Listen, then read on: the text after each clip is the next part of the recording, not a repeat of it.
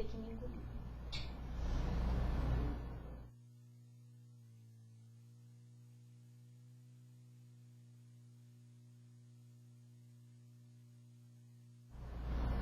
Boa noite, teleinternauta. Nosso programa está no ar e é para você que nós estamos aqui todas as segundas-feiras, às 9 da noite.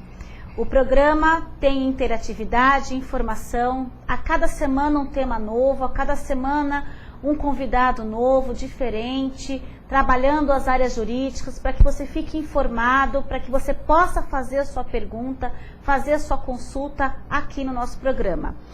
O programa pode ser acessado pelos canais do YouTube, pelo programa Direito Com, pelo Facebook, facebook.com/direito.com, e a partir de hoje nós estamos lançando um enquete. E o enquete dessa semana, você concorda com as manifestações que têm ocorrido contra a Copa do Mundo? Por quê? Porque o tema hoje é exatamente movimentos sociais e leis penais. E nós temos um convidado super importante aqui, que é o Dr. Fabian Rodrigues. Boa noite, Dr. Fabian. Obrigada por tê-lo conosco. Eu que agradeço o convite e saiba que é uma honra estar presente no programa da doutora. Obrigada. Nós hoje vamos conversar sobre os movimentos sociais.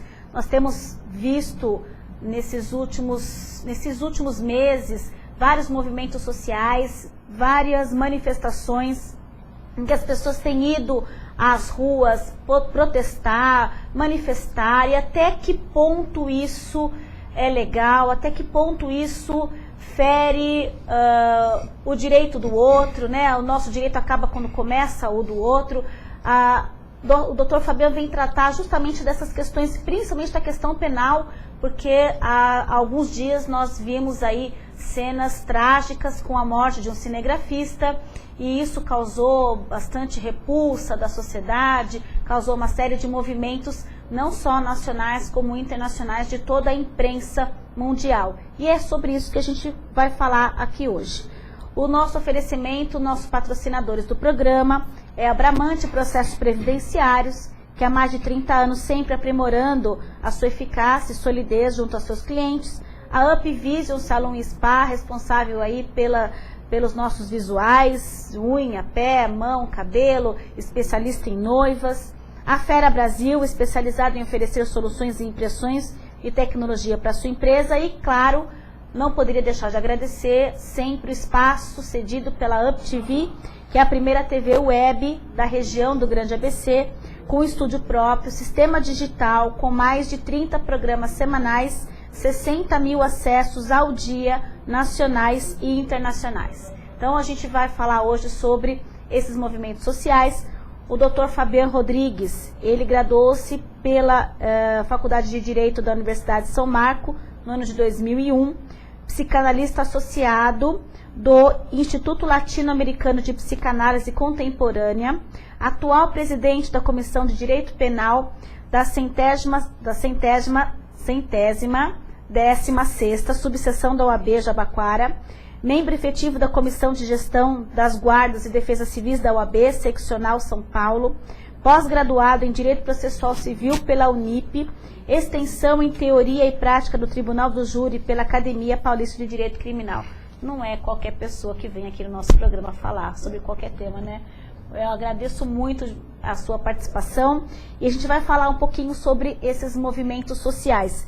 Doutor Fabian, eu vi aqui que o senhor tem uma especialidade em psicanálise, e essa questão penal está muito ligada a essas questões de distúrbios mentais. Fala um pouquinho sobre esse movimento para a gente, sobre essa diferença, sobre essa união ou sobre essa conexão entre a psicanálise e o direito penal. Sim, boa noite.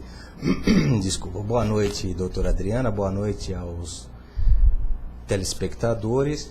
O direito penal, nós partimos da premissa de que ele estipula os tipos penais, os tipos penais que estão inseridos no Código Penal, aonde há a previsão de crimes, condutas, penas e assim por diante. Nesse contexto, eu creio que o direito penal, havendo a aplicação de uma pena para aquele que age de acordo com um tipo penal, isto é, age de acordo com um artigo que não permite tal conduta, nesse caso, muitas vezes, um cidadão é levado a agir de tal forma em virtude de alguma neurose que possa estar inserida nele. E que desencadeou esse problema, Sem ou dúvida. esse ato, ou essa violência. Sem dúvida, desencadeou uma conduta onde não é uma conduta adequada, se é que podemos dizer que o que é ou não uma conduta adequada, mas dentro do contexto social, uma vez que há a previsão do que seria e do que deixaria de ser uma conduta adequada, então esse cidadão que agiu em desacordo com o contexto social, muitas vezes foi repelido a tal atitude em virtude de um registro no inconsciente dele que veio se formando desde a tenridade e na idade adulta, ou até mesmo na adolescência, ele acabou cometendo tal conduta. Então para responder a pergunta da doutora, eu vejo que é um conjunto todo que se forma em relação ao direito penal, onde ele só não nos diz muita coisa. O direito penal, eu creio que ele deve ser visto como o direito penal em conjunto com um sistema todo de saúde para permeá-lo, um tratamento médico principalmente e especificamente mental, no que diz respeito a uma sanidade, no que diz respeito a um conjunto de fatores psicológicos, psicanalíticos, e aí sim nós poderemos chegar à conclusão de que tal indivíduo agiu em desacordo com a norma penal, porque ele estava efetivamente imbuído de um espírito, de uma vontade de assim agir. Agora, caso contrário, se torna algo muito vago. Se a gente for analisar por esse ângulo, não é normal uma pessoa praticar um crime, matar, não é normal roubar. Ele deve ter certamente algum distúrbio, como o senhor disse, de infância ou da adolescência, alguma coisa que tenha. Isso vem da família, né? Isso vem da base, na verdade, desse indivíduo, que acaba transportando isso para o crime, ou se jogando no crime de uma maneira que talvez inconsciente, ou ele sabe ou ele tem consciência de que ele pratica o crime, de que é assim mesmo, ele já sabe que ele está naquela vida. Sim, nós temos 3 fatores a serem vistos, até pelo comentário e indagação da doutora, que, na minha opinião, é a seguinte: no âmbito psicanalítico, pode haver a formação de uma personalidade que surge a partir do que é conhecido na psicologia, na psicanálise, como o complexo de Édipo, que são as 3 fases aonde a criança passa, que foi... Se apaixona pela mãe. Exatamente. Esse é o contexto psicanalítico. No contexto do direito penal, ter a consciência ou não do ato, a lei penal ela prevê a conduta como dolosa ou como culposa. Então, explica para o nosso teleinternauta, por favor, não querendo cortar o seu raciocínio, qual seria a diferença entre uma conduta culposa e uma conduta dolosa? Sim. Popularmente, para que fique bem entendido, a conduta dolosa é quando se tem a intenção de agir.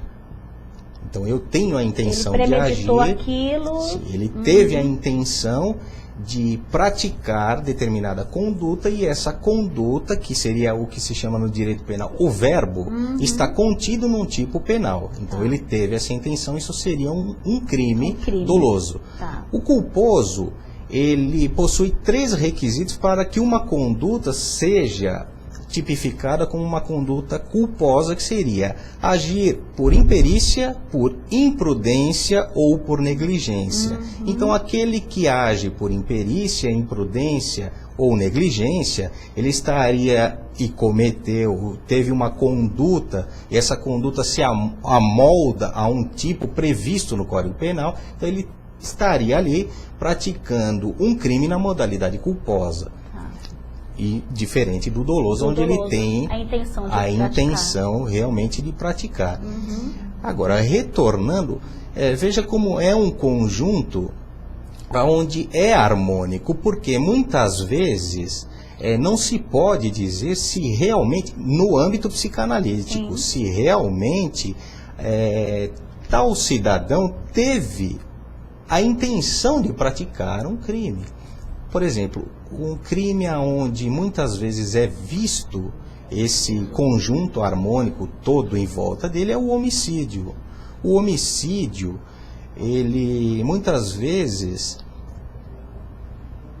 diversos relatos, é um crime onde por trás tem toda uma paixão, uma emoção, tem uso de entorpecente, o uso de álcool. Então, o crime em si, ele por trás pode haver uma personalidade que é uma personalidade, né? Aonde se houvesse todo um amparo para que não teria ocorrido. Por isso que eu vejo que o direito penal só, ele caminha muito vagamente. Então, antes de vermos essa questão do aumento de pena, prisão perpétua e assim por diante, nós temos que olhar para a base, né? Exatamente, para todo esse conjunto, que é o conjunto da saúde mental, que é o conjunto das condições sociais, que é o conjunto, sim, depois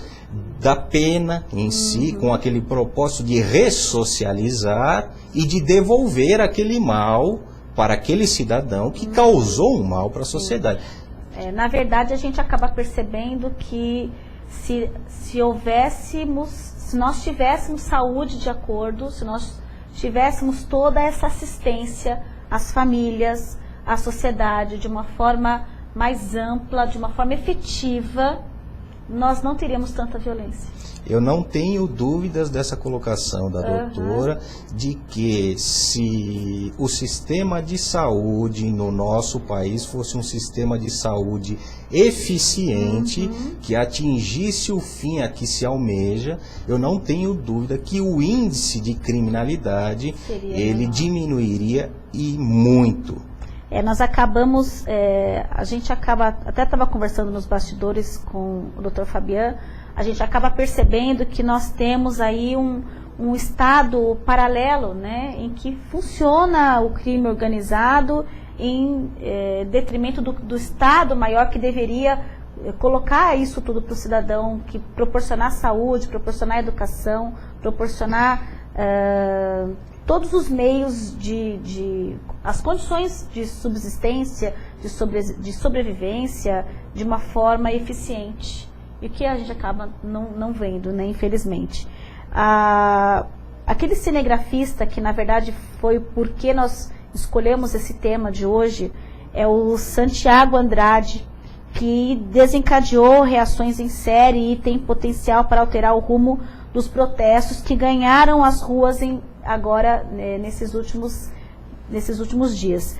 Isso levou a público uma série de discussões e o acusado pelo crime tem 23 anos, não tem antecedente, trabalha, relatou que ele recebeu um dinheiro, que ganhava pouco onde ele trabalha, ganhou um dinheiro para participar do movimento.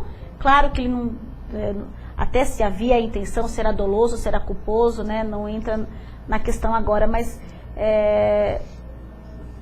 eu cheguei até a ficar um pouco, não posso nem sei se eu posso falar isso, mas com dó da pessoa, porque ele não é um criminoso, não tem todas as características de um criminoso, e no entanto vai ser acusado, enfim, vai passar vários anos na cadeia. O que o senhor acha disso? Queria que o senhor falasse um pouquinho sobre essa questão para a gente. Sim, eu vejo o reflexo justamente daquilo que eu enfatizei anteriormente. Vamos analisar pelo seguinte ângulo, doutora. Vamos imaginar que se pudesse fazer uma avaliação sobre o meio social do até então acusado. Ainda não é réu, mas até então é acusado. Já está indiciado. Sim. E tudo. Vamos imaginar que a família dele, nessa análise toda, demonstre aspectos que contribuíram para a formação de uma personalidade que hoje está patente e que hoje todos podem ver, que seria o quê? Uma personalidade violenta, uma personalidade que tem desejos de violência, de danificar patrimônio e assim por diante, de se manifestar, apesar que se manifestar não é crime, pelo contrário, é uma previsão do artigo 5º da nossa Constituição. Então, quer dizer, a manifestação em si não é crime, pelo contrário. É democracia, né? É uma das garantias de um Estado democrático de direito se manifestar. Agora, o que não é concebível é tal conduta que é agir... daquela maneira como foi. Exatamente, praticando dano e tudo. Se ele provar que ele não estava com as suas faculdades mentais todas de acordo, se ele provar que ele estava com um problema psicológico, com todas essas questões de família, que ele tem um problema psiquiátrico, é possível diminuir a pena ou assim, ele não foi condenado ainda, mas é possível, no caso de haver uma condenação, atenuar essa pena? Não, nesse ficar caso, provado ou não? Ficando provado de que aquele agente praticou o crime e ele não tinha condições de entender aquele fato motivado por problemas psiquiátricos, nesse caso não se aplica a pena, se aplica a medida de segurança, aonde se pressupõe que a medida de segurança não tem um prazo, se pressupõe de que vai depender de um laudo psiquiátrico para poder afirmar que aquele agente, aquele cidadão, tem condições ou não de retornar à sociedade. E retornando à pergunta, se nós pudéssemos fazer uma análise completa sobre aquele adolescente que hoje é acusado, eu digo acusado porque eu não tenho certeza se ele já foi condenado ou não. se ele já foi denunciado. Eu creio que não. Se ele já foi denunciado, é réu. Até então, eu como só tenho conhecimento de que ele foi indiciado, de que ainda não houve a denúncia, eu não tenho esse conhecimento, por isso que eu prefiro denominá-lo de acusado. Se houvesse a possibilidade de fazer toda essa uma análise e o Estado, através da sua representação pelo órgão saúde, pudesse cuidar disso, né? Antes mesmo cuidar disso, eu não tenho dúvidas de que era mais uma conduta, ou seria mais uma conduta que hoje nós vemos que foi um crime, mas que poderia ser evitada. Então aí está novamente aquele contexto, aquele conjunto, voltamos à estaca saúde, zero, direito saúde, penal, principalmente e especificamente a saúde mental. Sim. E a saúde da própria família, né? Porque se a família é doente, se a família, por exemplo, tem uma mãe drogada, tem um pai que bate na mãe, um pai que é agressivo, um pai que é alcoólatra, e aí esse filho já nasce dentro desse ambiente contaminado, vamos dizer assim, e a criança acaba crescendo dentro daquele mundo que, na verdade, é o mundo que ela conhece. Então, você Sem praticar dúvida. o crime, na verdade, nesse mundo que é só isso, ele não conhece o que é uma mãe saudável, um pai saudável, uma educação, e isso acaba contribuindo para essa crueldade, para toda essa violência que a gente enxerga por aí, né? Sem dúvida alguma. A gente tem uma pergunta aqui do Renato Teixeira de São Paulo. A pergunta dele é bastante interessante. Doutor, você acha que as novelas contribuem para o mundo do crime, uma vez que insinuando que a alegria se resume a carros do ano, viagens para o exterior e fins de semana na praia, principalmente para os mais humildes que às vezes não têm nem água encanada em casa? Sim, de certa forma, não só a novela especificamente, mas seja qual for o programa aonde mostra uma utopia, muitas vezes, ou mostra uma fantasia toda, e o pior, que mostra uma fantasia ou mostra uma utopia, aonde se pressupõe, onde passa uma mensagem, vamos dizer, entre parênteses, subliminar, para aquele cidadão que está assistindo, de que o contexto social exige isso dele. É dessa forma que ele tem que ser, para se ter um valor. Então isso pode contribuir sim, a partir do momento que esse indivíduo começa a querer buscar aquilo que ele está vendo. Aquilo que ele está vendo. Querer ser, querer se espelhar e acaba projetando aquele personagem que ele vê na novela em sua própria vida. E não consegue. E isso pode, sem dúvida, acabar gerando a prática de algum crime. Até um sentimento meio que de raiva, né? Sim, sem dúvida. Eu tenho raiva porque eu não consigo aquilo, porque eu não sou daquele jeito, porque eu não tenho tudo aquilo. Sem dúvida e acaba alguma. Se misturando a uma série de consequências e gerando muitas vezes a violência em razão desse sentimento de raiva que ele não sabe lidar. Seria um distúrbio, nesse caso, a pessoa que já tem, por exemplo, a pessoa que já tem um antecedente familiar e assiste, por exemplo, no caso aí do Renato Teixeira, do nosso exemplo. Sim. Colocando que ele assiste aquela novela, vê tudo aquilo lindo, maravilhoso, aqueles carros do ano, como se a vida fosse, como o senhor disse, uma utopia, um sonho. E que, na realidade, ele tem que buscar água encanada a 1 quilômetro de distância. Buscar água a 1 quilômetro de distância, porque na casa dele não tem. Ele vê aquilo como um mundo que ele não tem fora da realidade. E isso acaba provocando, ou acaba abrindo um sentimento de raiva, um sentimento de impotência. Isso, se ele tiver um distúrbio psicológico, um distúrbio em que ele se sinta inferiorizado, isso pode piorar. Esse sentimento de raiva pode piorar se ele tiver esse distúrbio, né? Sim, se ele já possuir um antecedente de algum fator psicológico desencadeado ou em andamento, isso pode contribuir. E se ele não possuir, isso pode desencadear uma neurose.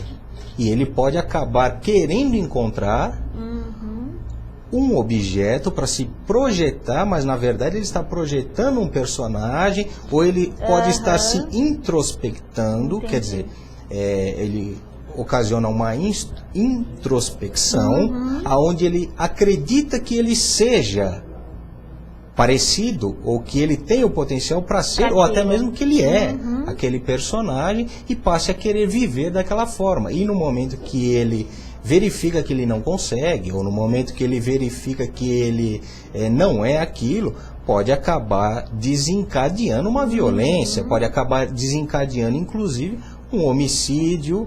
Sim. Daquele que, por exemplo, o toma como chacota, ou pratica um bullying contra ele, pode desencadear lesões corporais. Até o que nós vemos nas torcidas organizadas, por exemplo, que alguns... Uma paixão louca pelo time, que ele é capaz de provocar... Exatamente. Acabam praticando crimes, em nome de uma camisa, em nome de um determinado... Uma coisa que ele acredita, né? Exatamente, mas muitas vezes não é o clube em si. Muitas vezes ele acaba vendo o clube como o objeto que ele desloca. Então muitas vezes a infância dele... É a válvula de escape dele aquilo. Exatamente. Outra justificativa para ele se para ele aparecer, entre aspas. Exatamente. Por exemplo, falar mal do clube ou agredi-lo porque ele está usando aquela camisa, ele desloca inconscientemente, tudo isso Claro, é inconsciente. sem dúvida. Ele desloca e o inconsciente dele diz que, por exemplo, aquele clube representa a mãe dele. Porque ele teve uma paixão e continua, de repente, ele ficou fixado. E aí, quando ele inconscientemente acaba enxergando dessa forma errônea, fantasiosa, que não existe, Sim. ele acaba praticando um crime. crime. Nossa, é impressionante, né? Sim. Até onde vai a mente humana, né? Sim. A nossa razão é uma coisa louca. Tem mais uma pergunta aqui do João Augusto, do Rio de Janeiro. Boa noite, João. Obrigada pela sua participação. Boa noite, excelente tema, pois o que temos visto é uma baderna. Doutor, na sua opinião, esses movimentos que temos visto podem ser reprimidos de forma mais eficaz? Veja, doutora, hoje nós temos o Código Penal, que é um código da década de 40, nós temos que, em vigor, apesar que muitos juristas questionam a aplicação ou não, que é a Lei de Segurança Nacional, que é uma lei de 83, essa lei ela entrou em vigor justamente para garantir o regime que na época nós percebíamos que era um regime autoritário, Sim. que era a ditadura. E agora está em andamento uma lei que seria a lei de desordem antiterrorista, aonde querem coibir uma série de condutas.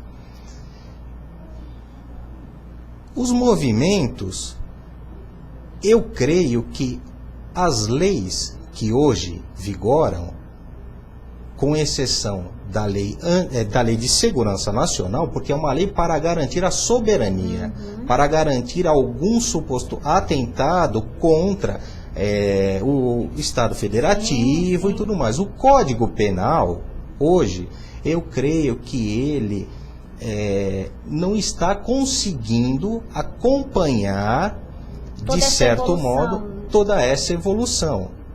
Com as penas de reclusão, de detenção e tudo mais. Eu creio que algumas modificações são imprescindíveis. E devem acontecer. Essa lei que estão querendo, que está em projeto ainda e tudo mais, que seria a lei da desordem e antiterrorista, ela tem alguns aspectos que são polêmicos. Mas eu não vejo, por exemplo, o uso de máscaras. O uso de máscaras, sabemos que a imagem de uma pessoa é um direito personalíssimo. Somente quem pode dispor daquele direito personalíssimo é a própria pessoa. Sim. Então, o Estado passar a ditar a regra de que o uso da imagem da pessoa, no caso de uma manifestação, deve ser coibido e não pode usar a máscara. Até que ponto, né? Até que ponto? Mas nesse caso, eu vejo viável. Eu não vejo como inconstitucional, uma vez que o Estado, nós não podemos nos esquecer de que ele... É o garantidor da segurança. É o garantidor, ele é soberano, ele tem a sua soberania. E o Estado, o que prevalece é a vontade da maioria. Sim. Então, se uma minoria está dispondo da sua imagem, muitas vezes, não está dispondo da sua imagem e se cobrindo, e está ocasionando badernas, crimes, então o Estado, nesse caso, ele pode intervir e ditar essa regra de que, numa manifestação, não pode usar a máscara. É o que no direito penal se denomina o princípio da intervenção mínima estatal. Quer dizer, o Estado, no direito penal, ele intervém de forma mínima, mas aí, nesse caso, é necessária a intervenção e é necessário que se estipule alguns limites, né? Limites, sem dúvida. Muito bem, doutora. A gente vai voltar a falar sobre essa lei da desordem, essa lei do antiterrorismo, depois do nosso intervalo. A gente volta já.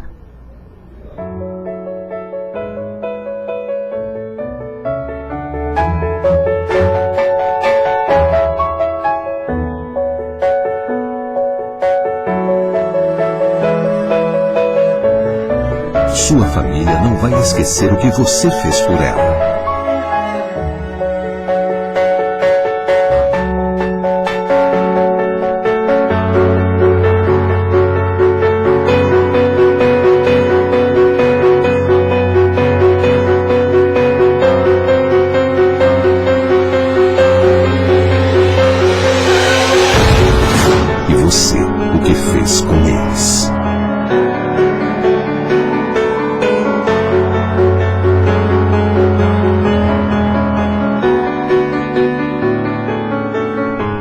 culpa não morre nunca. Respeite o limite de velocidade. Ultrapasse com segurança.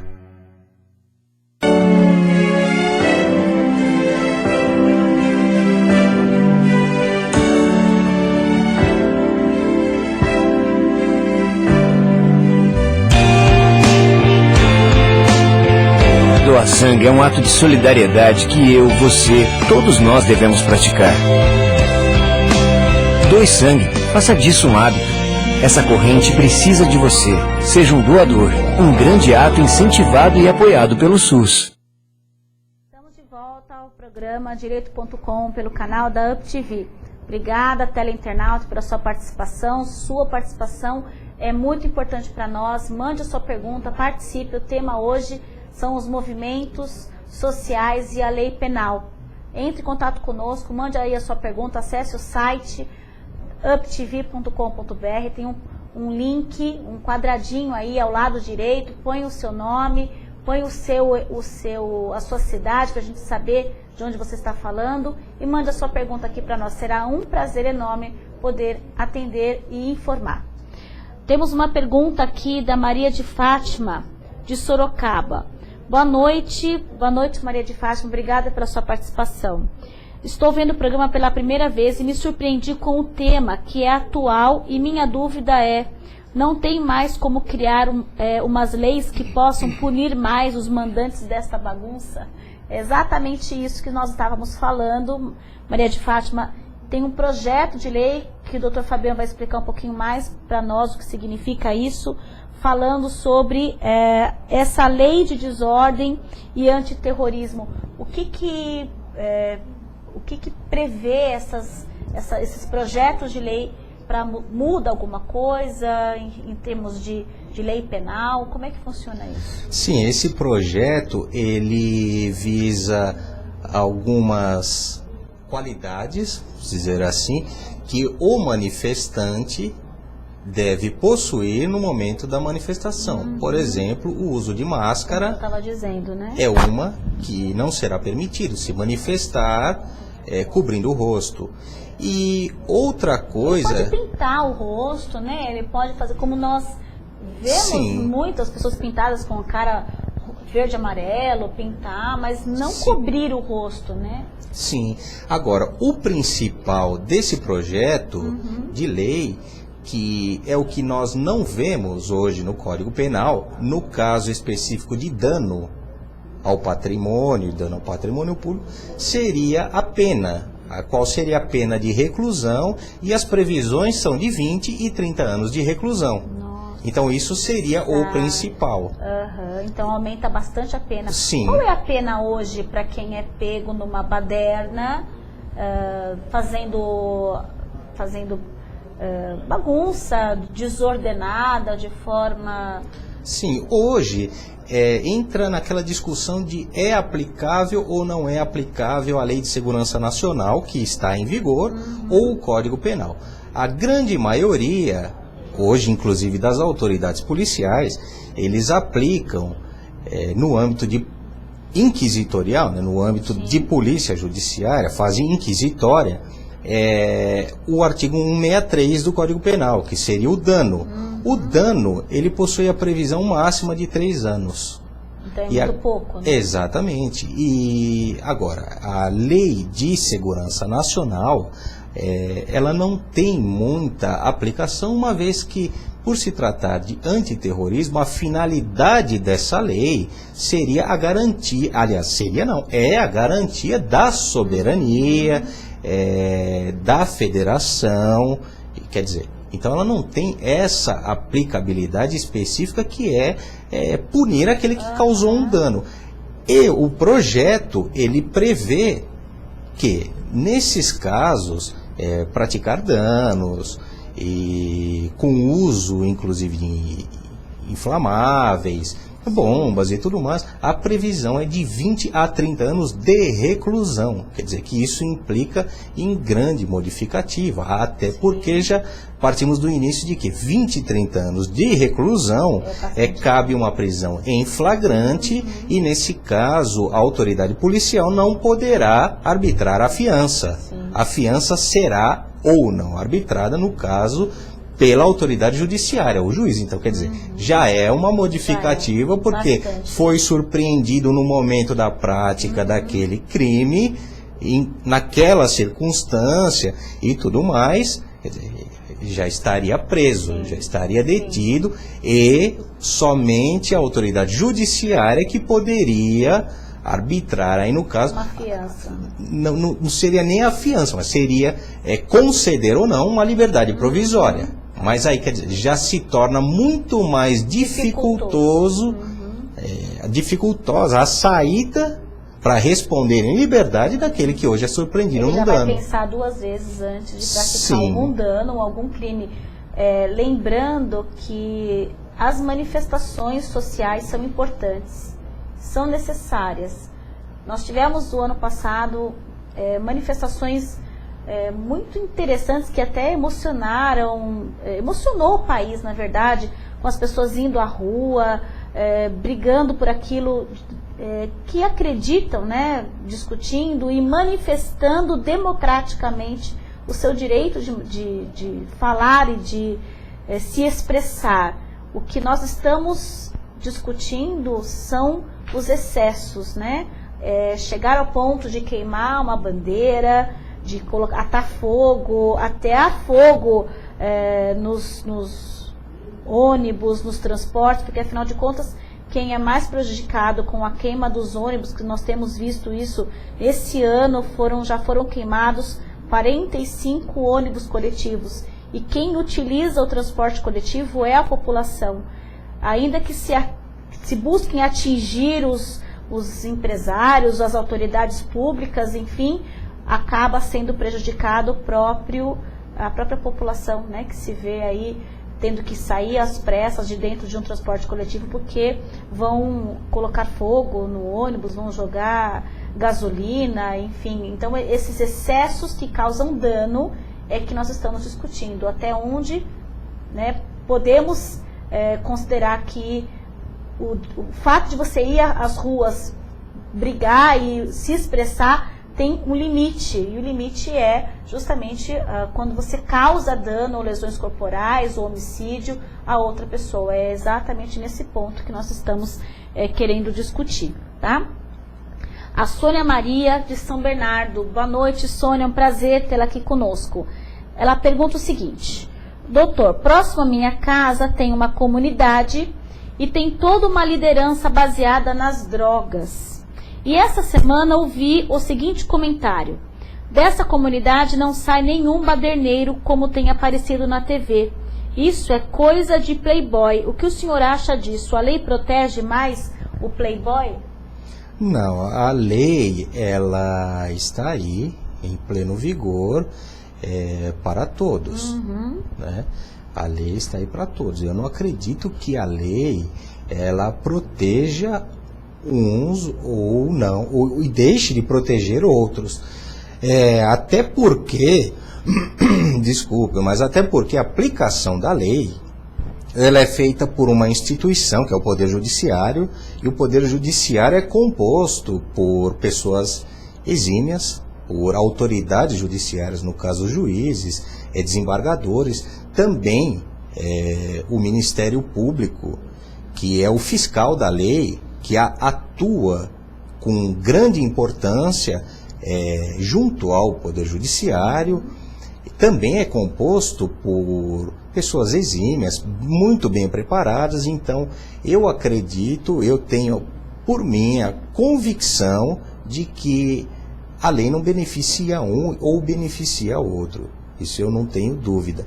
Agora, o que eu vejo é que no caso de hipossuficiente, ainda é muito precária a assistência. Então pode ser que esse fato desencadeie um pensamento errôneo de que a lei estaria protegendo um e não outro. É que um tem mais condições de se defender. Sem dúvida, porque hoje, depender da defensoria, que também é composta por pessoas exímias, muito bem preparadas, excelentes profissionais, mas o que nós vemos é uma estrutura, assim como vemos também no Poder Judiciário, como vemos no Ministério Público, uma estrutura, eu não me refiro aos componentes, eu me refiro a uma estrutura que o Estado fornece que está muito precária. Então o Estado, ele demonstra uma ineficiência novamente, uma omissão,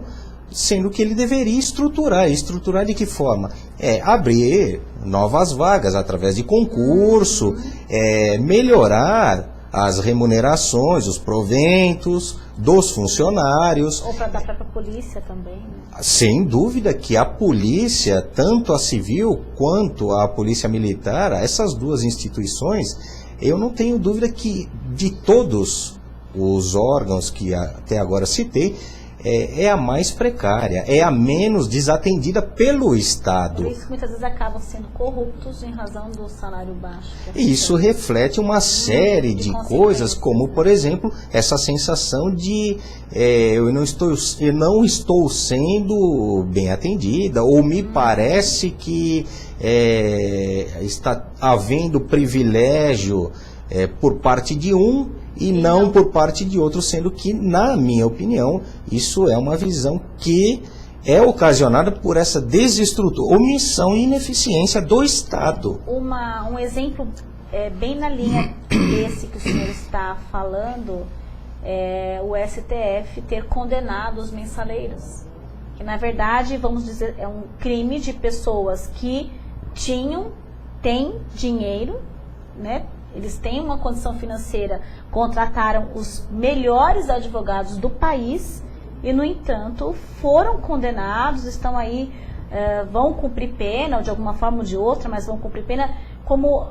Acho até que o STF devia isso para o país, como forma de dizer que não há esse crime, né, essa proteção aos mais abonados, aquelas pessoas que têm dinheiro, em detrimento daqueles que não têm condições nenhuma. Então eu acho que foi um exemplo, exatamente nesse sentido que o senhor está dizendo, de que mesmo que eu não tenha condições, eu tenho direito à defesa, mas aquele que também tem condições e contratou os melhores advogados, a lei também fez justiça. Sim. E os condenou. É toda uma estrutura ineficiente que o Estado deixa à disposição da população. Então, o cidadão se dirige a uma delegacia de polícia onde não tem funcionário. Sim.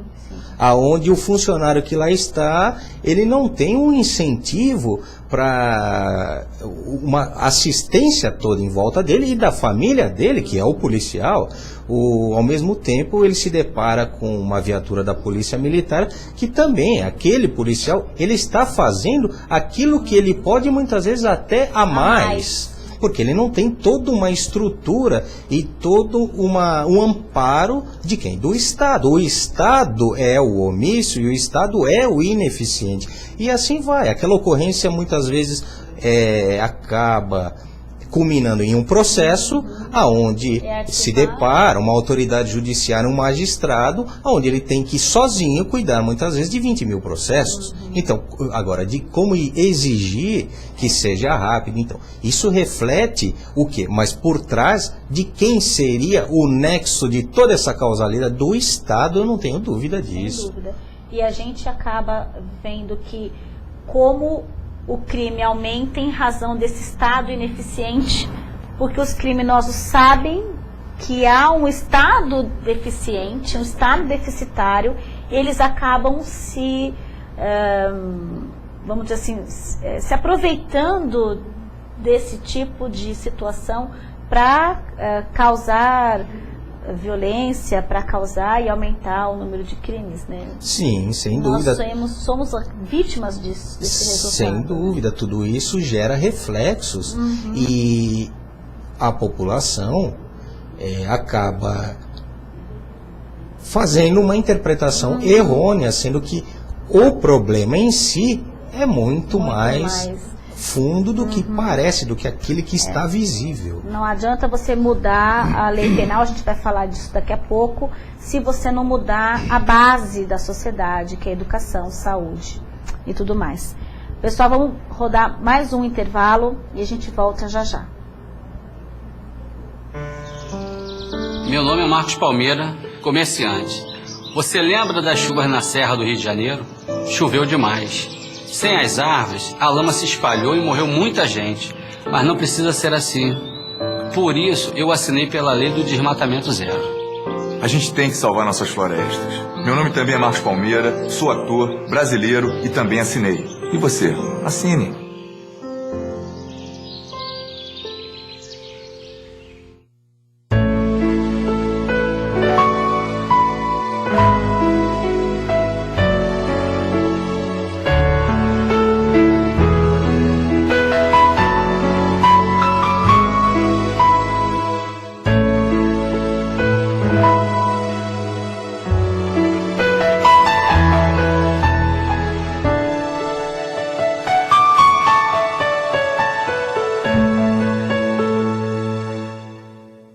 Estamos de volta para o programa, no nosso programa Direito.com, com o Dr. Fabian, falando sobre os movimentos sociais e as leis penais.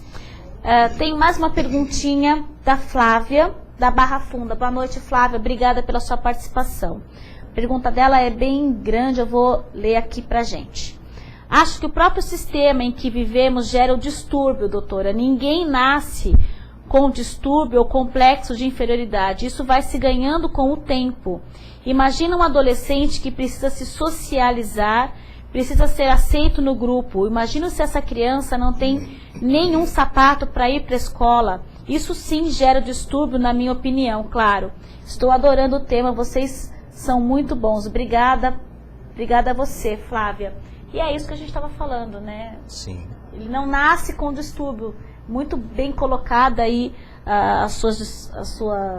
muito bem a sua pergunta, na verdade a sua afirmação, né? De que ninguém nasce com o distúrbio. Ele acontece da sociedade que a criança nasce, que a criança vive, né? Sim, as colocações da Flávia são pertinentes e brilhantes. E não tenho dúvida alguma de que muitos distúrbios que nós vemos, como ela mesma citou, né? Crianças sem tênis, sem uma educação de qualidade, sem uma assistência toda social em volta, tudo isso é um reflexo de uma omissão e ineficiência do Estado. Até a própria mãe, muitas vezes, vítima de estupro, a mãe solteira, com 14, 15 anos de idade, e que acaba tendo essa criança sem condições nenhuma. Enfim, são todos, na verdade, da própria sociedade, né? Vítimas da própria sociedade. Falávamos há pouco dessas questões das leis penais, e há uma discussão de se deve diminuir a lei penal, a maioridade penal, de 18 para 16 anos. Queria saber a sua opinião. O senhor acha que deve diminuir a maioridade? Não, aquele infrator de 16 anos, né, que roubou, que matou, porque na verdade os maiores acabam praticando o crime, mas jogando a batata quente, entre aspas, né, para o menor, porque ele não é penalizado, entre aspas. Ele vai para uma casa, mas ele não é penalizado nas formas da lei penal. O que o senhor acha?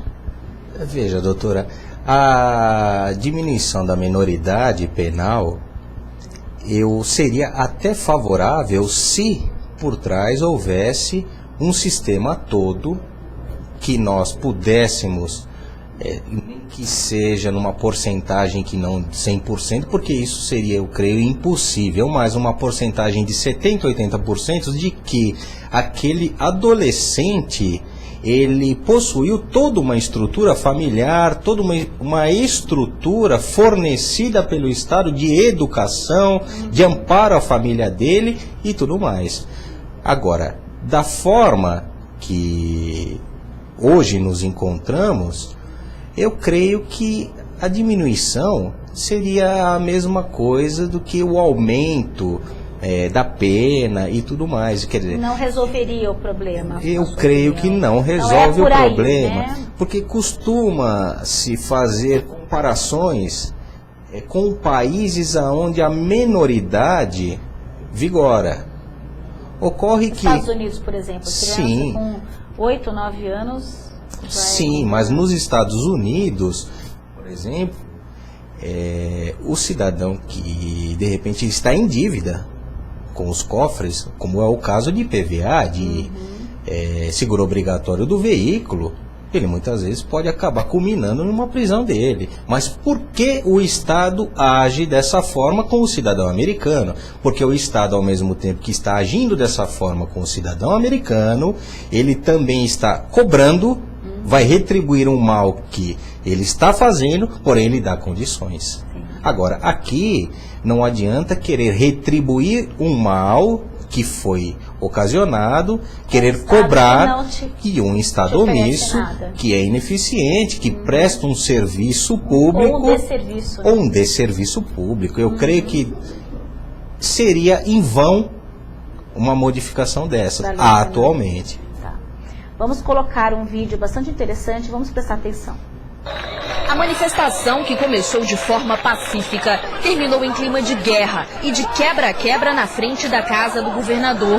De um lado, a tropa de choque da polícia militar e de outro, um grupo de manifestantes. Jogaram garrafa de cerveja, de água nos policiais. O policial reagiu de imediato com um spray de pimenta para tentar dispersar e não utilizar de outros meios, mas infelizmente o enfrentamento começou a adquirir proporções que precisou de uma intervenção mais forte. Portões foram arrancados por alguns manifestantes. Completamente a favor do protesto de forma pacífica, mas infelizmente sempre nesse meio tem pessoas que só querem fazer a bagunça mesmo, a baderna. No Centro de Reabilitação Física do Espírito Santo, mais prejuízo. 18 vidraças foram quebradas e vários equipamentos danificados. Mas a maior preocupação foi com os 20 pacientes que estavam internados no local. O gás foi prejudicial, a questão também de alguém invadir, o barulho cria transtornos para esses pacientes que são acometidos de AVC. Mas os vândalos, como os próprios manifestantes chamaram, eram minoria. O protesto, que durou cerca de 5 horas, reuniu aproximadamente 7.000 pessoas, de acordo com a Polícia Militar. A concentração foi na Universidade Federal do Espírito Santo. A população caminhou pelas ruas com cartazes e pedidos de mudança. A terceira ponte foi tomada pelos manifestantes. Tá tudo errado, desde os 20 centavos que virou o start disso tudo, mas você tem os preços abusivos, você tem os impostos. Nós queremos o fim da impunidade.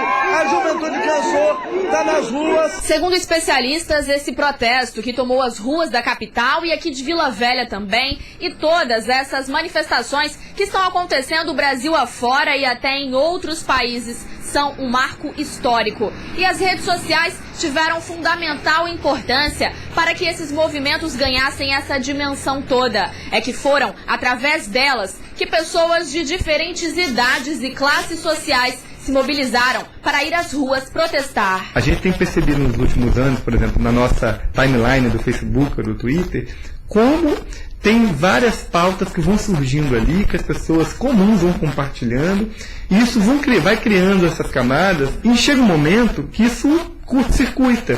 Fábio Malini explica ainda que, ao contrário de outros movimentos, esse não está vinculado a partidos políticos. Desta vez, na opinião dele, é apenas a população dizendo: preciso ser ouvida. Não é só um grito de basta, mas acho que é um grito de dizer que esse sistema não me representa. É isso que muda o país. Agora eu sei quem dá esperança.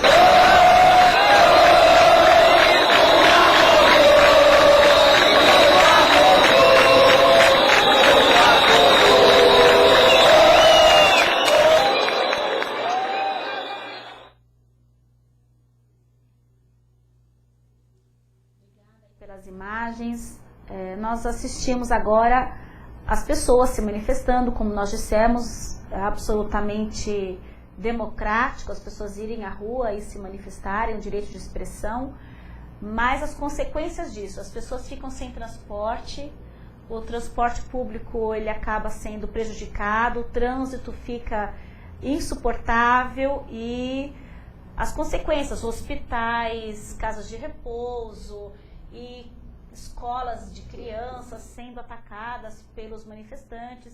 Então, até que ponto há um limite disso, né? Queria que você comentasse um pouquinho sobre essas questões. Pelo vídeo, nós podemos ver claramente, assim como diversos outros que foram veiculados, que a grande maioria está exercendo o seu direito democrático, o seu direito garantido na Constituição, que é o de se manifestar, de exercer a sua livre manifestação, o seu pensamento e tudo mais. Agora, infelizmente, uma minoria acaba praticando crimes, danificando patrimônio, ocasionando lesões corporais, investindo contra os policiais que ali estão para garantir a segurança, inclusive, dos que estão se manifestando. E é lógico, isso não pode ficar dessa forma, e a polícia aderindo a manifestação e, em vez de garantir, ela acaba tomando a atitude, que é o que se espera. Ela precisa controlar, eles têm o dever de agir, eles não podem dispor de eu vou ou não. Então eles têm o dever de agir, diante desse dever de agir, eles vão e agem, e é lógico, não é essa minoria, eu estou me referindo, não é uma forma pacífica de investida, e a polícia militar usa dos meios moderados para conter. Agora, os meios moderados que a polícia militar usa, em contrapartida da maneira que investem contra eles, é sim um meio moderado, porque não há condições de querer se conter no braço um cidadão que está investindo contra o policial militar com pedaços de pau e tijolos, inclusive, como nós vimos, com rojões na mão. Dúvida, então não tem já dúvida. Tinha a intenção de produzir. Sim. É um doloso, né? E acaba culminando, inclusive, depois que se aproveita muitas vezes dessa situação para se inverter o valor e acabar alegando que a agressão partiu dos policiais. Agora veja, eu não tenho dúvidas também de que em todas as instituições existe uma minoria que acaba extrapolando limites, abusando de autoridade. Mas eu tenho plena convicção de que é uma minoria, que a polícia militar ela está para garantir o que nós vemos no protesto, por exemplo, no vídeo que foi veiculado agora. As pessoas se manifestando tranquilamente, de repente um grupo, atirou uma minoria, bombas numa casa de repouso. Agora, como que vai garantir a segurança se atirou uma bomba numa casa de repouso? O que é capaz um indivíduo desse de fazer contra um policial militar? Então não se espera que esse policial militar, moderadamente, mas moderadamente como conter um indivíduo que atirou uma bomba numa casa de repouso? Não há outra forma senão tentando coibir esse ato da forma mais violento. Tiros de borracha e tudo mais, para coibir. É o único objetivo, né? A Simone Sanches, de São Caetano, nossa última pergunta. Simone, obrigada pela sua participação. Doutor, o que o senhor acha do auxílio reclusão?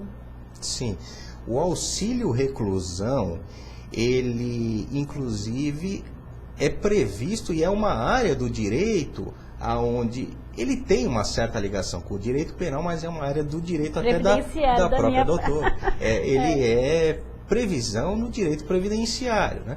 O auxílio reclusão, ele tem uma série de formalidades e eu vejo que se faz interpretações errôneas acerca do auxílio reclusão, porque o auxílio reclusão, ele é cabível no caso daquele que está recluso, que foi preso, mas antes da família conseguir esse auxílio reclusão, é necessário que seja comprovado que ele contribuía. Sim. Portanto, se presume que aquele cidadão que foi preso era um trabalhador, porque contribuía.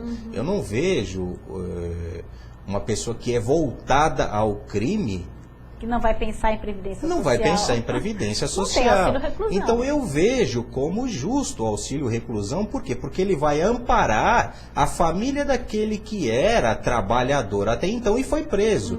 E deve-se olhar também atentamente para o tipo de crime que ele praticou, porque muitas vezes um homicídio num acidente de trânsito, pode haver uma interpretação errada e aquele indivíduo acabar atrás das grades. E a família dele, até que ele consiga se defender, até o trânsito em julgado de uma sentença, a família dele ficou desamparada. Então o auxílio reclusão eu vejo como algo salutar, porque ele é específico para aquele que foi recluso, porém, antes dessa reclusão dele, se olharmos o passado dele, ele estava trabalhando, ele contribuía.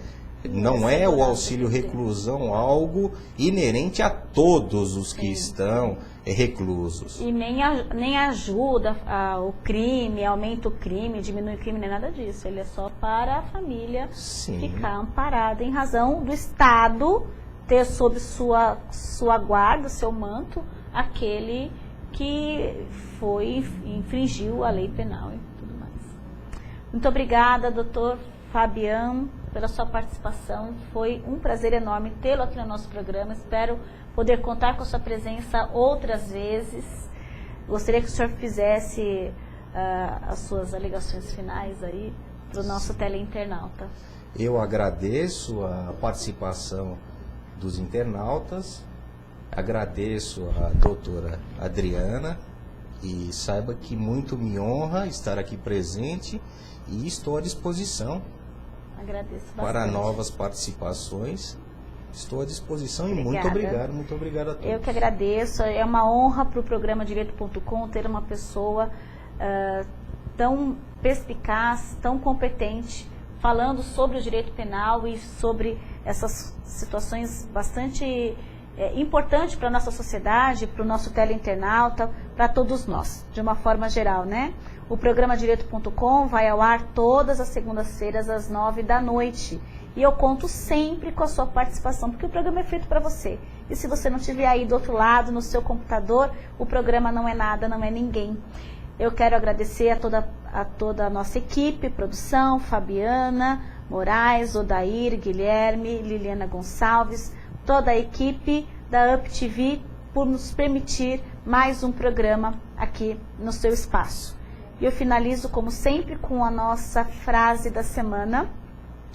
Quem olha para fora sonha, quem olha para dentro desperta. Carl Jung. Obrigada, até a semana que vem, se Deus quiser.